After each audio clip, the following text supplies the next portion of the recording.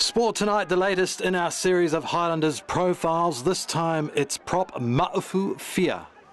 Right, Ma'ufu, a chance to talk about your life story in the next 10 minutes or so. Let's start at the very beginning. Where were you born?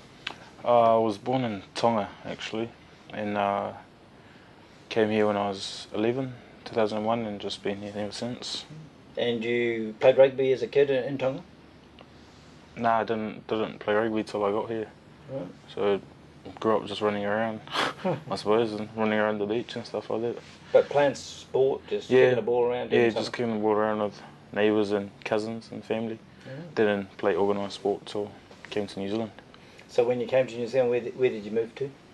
We moved straight into Palmerston North and lived there since then until I got the chance to come down here. Yeah. All right. What schools did you go to there?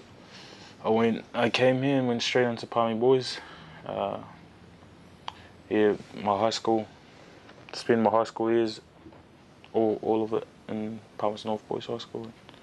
Now it's a good rugby school there, isn't it? Yeah, pretty big rugby school, and pretty big in sports in general as well. Could do quite well in academic as well, but I think it's more of a sport. Can you play both sides of the scrum, or you sort of settled on one, or what was the plan there? Specialised tight head, can play loose head a little bit, but much prefer tight head.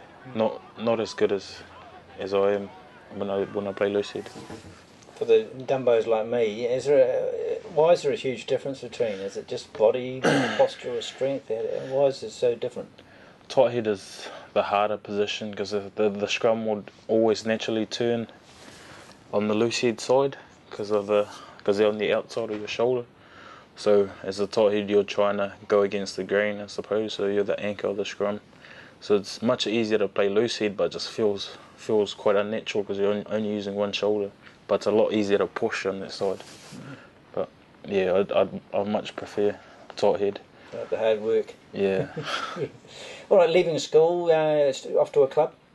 Yeah, I left school and went into Kia Toa, local club back home, and luckily started playing in the senior team and got picked up by the rep team and went from there. So how did that contact? Was Dave Rooney in charge then? Did he approach you? How did you get picked for that rep rugby? Oh, I was lucky enough to make a couple of New Zealand age grade team when I was still at school. Played New Zealand schools in my last year and kind of got my name out there. So by the time I left school, I was already in the academy and in the union and stuff like that. So I think Ren's already kind of knew who I was, and luckily had quite a good season my first year playing Premier Rugby and got into the NPC squad that year as well. All right, let's go to that My Team Cup career. First game for Manawa 2, who against and what do you remember about that? I was against Northland actually. I was off the bench last 20 minutes. I was only allowed 4 games there because of my age and I was a front row, and so I played the last 4 games of the season there. And the first game was against Northland and came on and got a bit of a hiding in the first scrum, but managed to come back a little bit. But yeah, it was I suppose every prop goes through it.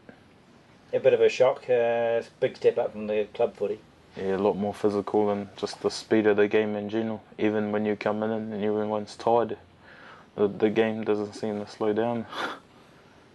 That was what year was that? It will be in 2008. So you've been around a couple of years in provincial rugby. Yeah, so you feel very comfortable at that level now? Yeah, a lot more comfortable, just a lot more confident as well around, especially being in the same environment all those years and the same people.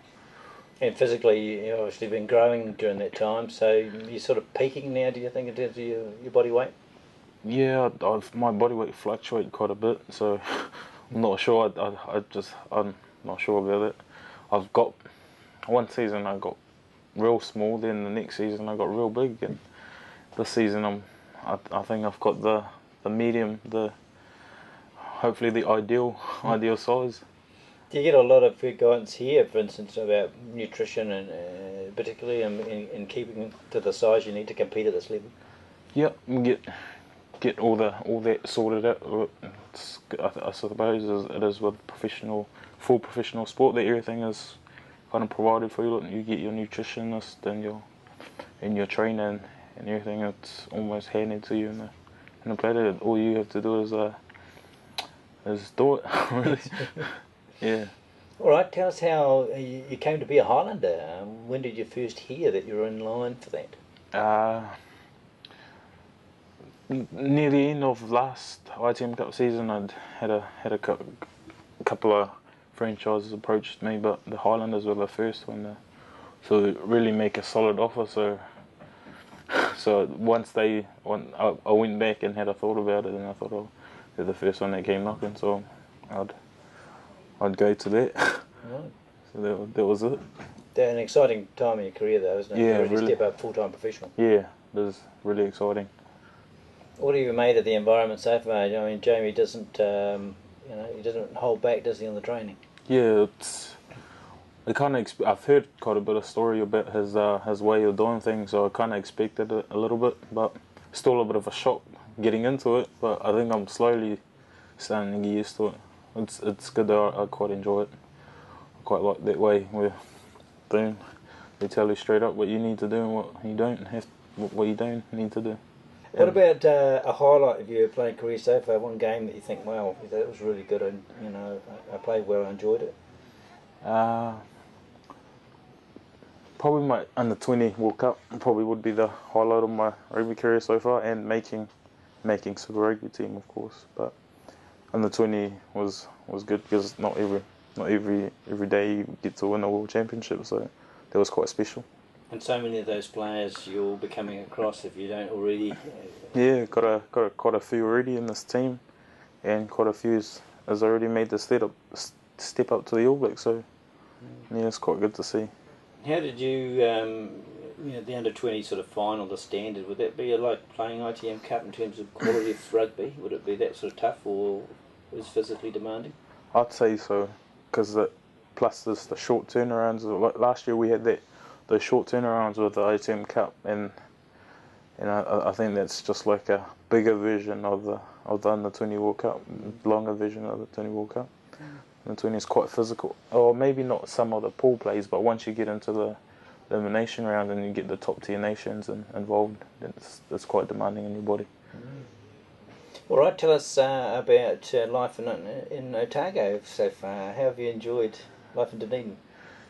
Pre-season's been full on, so I haven't really got much chance to get out and have a look around, but so far it's not too different from Palmerston North, just a bit bigger, a bit more stuff to do, which is good. You don't get bored, and yeah, it's great people. What about hobbies, sort of things you like to do when you're not playing football? Have you got anything in mind? Just this year I started getting into a bit of fishing with because a couple of the boys go out to the sea quite a bit, so I've tagged along quite a few times, so hopefully get into it a bit more during the season. Quite enjoy the seafood, so it's good. There are 2,000 seats left before the sold-out signs go up at the Forsyth Bar Stadium, so get in quick to have your chance to see this clash of the Southern Super 15 franchises. Tickets at Ticket Direct 0800 224 224.